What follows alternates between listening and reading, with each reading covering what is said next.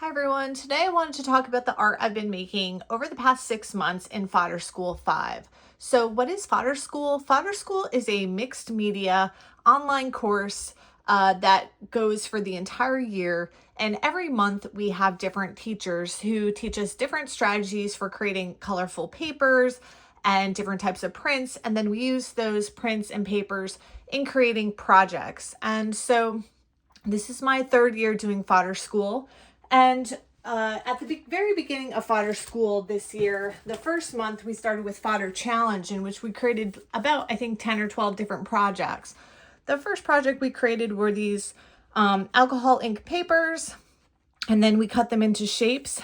I used them to create some greeting cards. And then I also actually ended up using them for my Christmas cards. And this project was shared by Sharon Brandon. And so I used the pattern paper to create Christmas trees for my Christmas cards. The second project that we did was mid-century floral tags, and we were inspired by mid-century art designs to create gift tags. And so I created a series of tags. We used some shiny and glittery elements using different collage papers. And that was a fairly quick, really fun project. That was Susan Rossiter who taught that class. Next, we learned how to make these simple bookmarks from Kate McCurrow and how to package them. So these are great for gifts, just little bookmarks that could be used to hold pages on a book. And I made a whole collection of them. I've given some out already. Then we had Kathy Nichols, who gave us a lesson on painting zinnias. Zinnias are my favorite flower. I'm not so good at painting, but through the lesson, I was able to create these really awesome florals that I imagine we will be using later on in Fodder School. So I was kind of impressed with myself and my ability to create these based on the lessons. The next project was from the founder of Fodder School, Wendy Solganic, and she created these modern folk art hands, which we painted and then decorated. I really enjoyed the creation of these, kind of mass producing the hands and then decorating them. We used different symbols that we, found or were inspired by online, different types of symbols, and just the process of doodling these hands was extremely relaxing. And so I enjoyed this project. I like the black on the pinks.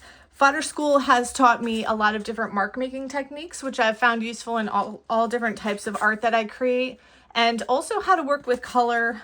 And as you can see, I've used some different color palettes.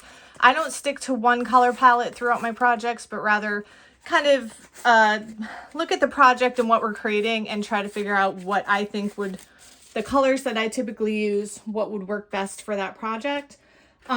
We also created these boxes. This was one of the Fodder Challenge activities, using scraps. I end up with so many scraps from when I take this class. But this was a useful way to use them to create these little boxes that I can then store my stuff in.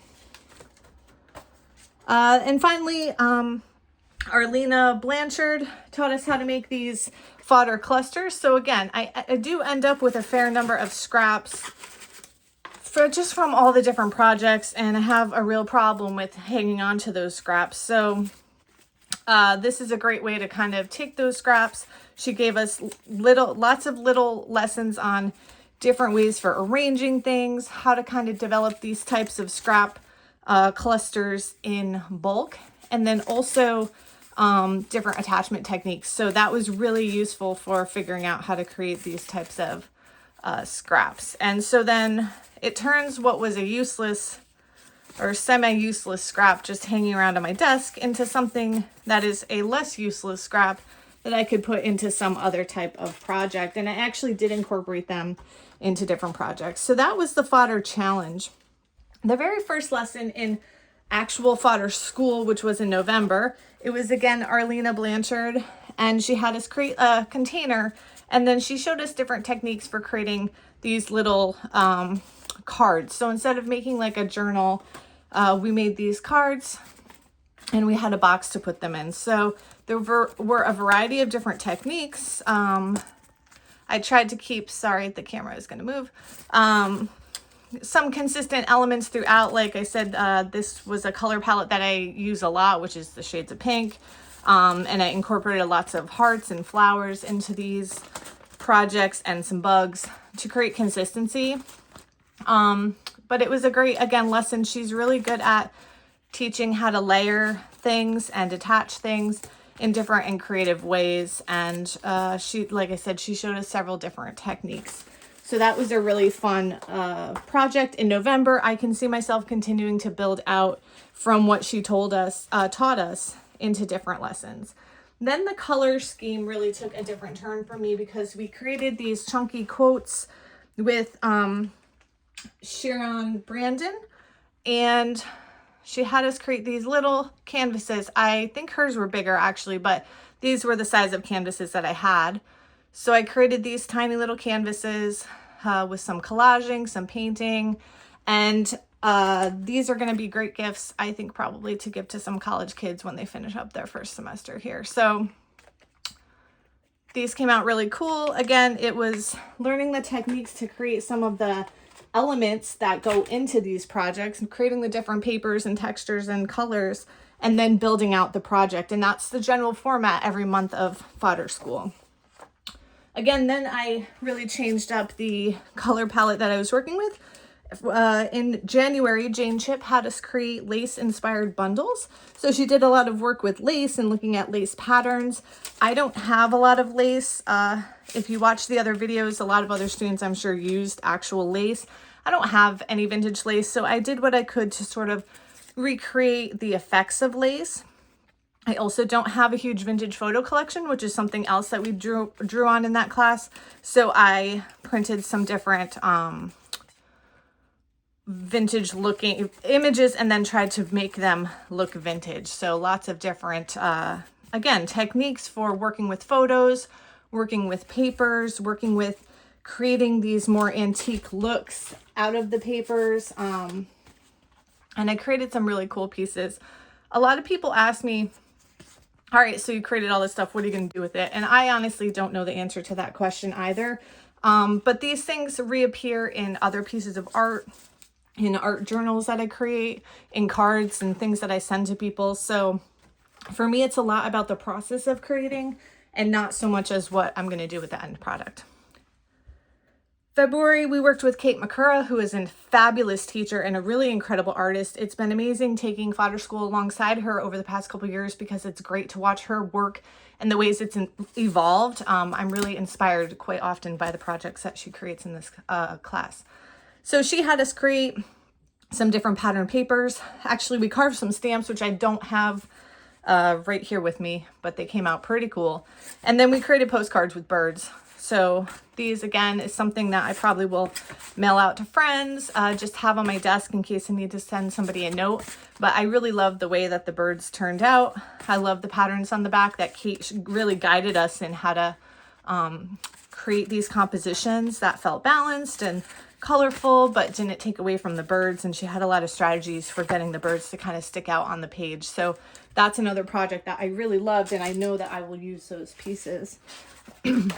And finally, the last lesson was from Dory Patrick. It was called Split Heads, and this totally broke me outside of my comfort zone.